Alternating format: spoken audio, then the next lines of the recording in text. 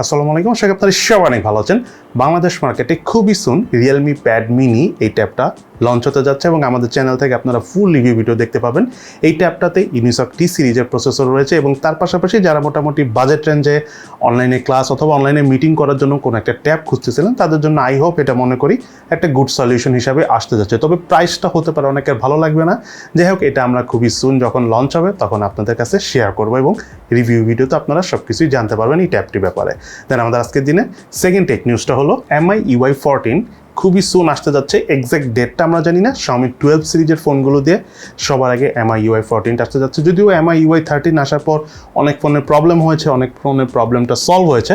আশা করি MIUI 14 যখন আসবে তখন ওই যে প্রবলেমগুলো হয়েছে সেটা সলভ হয়ে যাবে। তবে ডেটটা আমরা কনফার্ম যেহেতু বলতে পারতেছি না, যখন আমরা জানতে পারবো তখন আপনাদের সাথে শেয়ার করব। দেন আজকের ভিডিওতে একটা ইম্পর্টেন্ট কোশ্চেন রয়েছে যেটা আমি মনে করি উত্তর দেওয়া প্রয়োজন। সেটা হলো আপনারা অনেকেই জিজ্ঞেস করতেছেন যে হঠাৎ করে আনঅফিশিয়াল ফোনের দাম কেন বেড়ে যাচ্ছে এবং ওভারঅল ফোনের দাম কমবে কবে থেকে। ট্রাস্ট মি, আপনি মজার জিনিসটা দেখেন, অফিসিয়াল ফোন কিন্তু এখন লঞ্চ কম হচ্ছে। দ্যাটস ওয়াই আনঅফিসিয়াল ফোনের উপর সেল প্রেশার বেড়ে গিয়েছে। আনঅফিসিয়াল ফোন অনেক সেল হচ্ছে, দ্যাটস ওয়াই ফোন কমে যাচ্ছে এবং আনঅফিসিয়াল ফোনের দাম বেড়ে যাচ্ছে।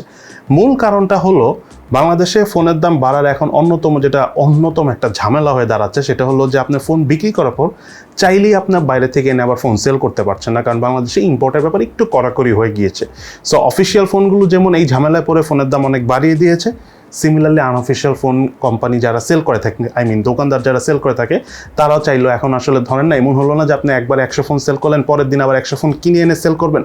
ব্যাপারটা এত সহজ না। দেখা গেল আপনি হয়তো প্রতিদিন 100 ফোন কিনতেন, 100টাই সেল করতেন। এখন হয়তো আপনি 100-200 সেল করতে পারবেন, বাট চাইলেই পরের দিন যে আপনি আবার 100 ফোন কিনে আনতে পারবেন না, ইভেন আপনার কাছে টাকা থাকলেও, বিকজ ইম্পোর্টটা অনেক কড়াকড়ি হয়ে গেছে। এই কারণে ফোনের দামটা অনেক বেড়ে গিয়েছে। তবে আরেকটা বিষয় হলো খুবই ইম্পর্টেন্ট, সেটা হলো ডলারের দাম যদি 100 টাকার ঘরে আসে কমে, তাহলে মোটামুটি একটা স্ট্যান্ডার্ড প্রাইসে আমরা আগামীতে ফোন পাবো। বাট 100 টাকার উপরে যখন চলে যাবে, যেটা অলরেডি আছে এখনও 110 টাকা, 7 টাকা, 8 টাকা এরকম রেঞ্জ, যদি এই রেঞ্জও ডলারের প্রাইস থাকে তাও ফোনের দাম অনেক বেড়ে যাবে। কারণ একটা জিনিস কি, ফোন যদি কেনার সময় কোনো প্রোডাক্ট যদি আপনি কিনে নিই মার্কেট থেকে 30% বেশি টাকা দিয়ে, দেন বিক্রি করতে গেলেও তো আপনার আসলে 30% বেশি টাকাই ধরতে হবে, বা ধরলাম আপনি 25% টাকাই বেশি ধরবেন, তো সেই ক্ষেত্রে তো একটা ফোনের দাম বেড়ে যায়। দেখা গেল একটা 25-30 হাজার টাকার ফোনের দাম 35-40 হাজার টাকা হয়ে যায়, কারণ কিছু করার নেই, কারণ কিনাতেই বেশি পড়তেছে। সো এই প্রবলেমটা আসলে আমি জানি না কখনো সলভ হবে কি না। যদি একমাত্র সলভ হবে বাংলাদেশে যদি এক্সপোর্ট বাড়ে, ডলার আসে, সেই ডলারের বিনিময়ে যদি বাংলাদেশ ইম্পোর্ট করে দেন সেল হবে।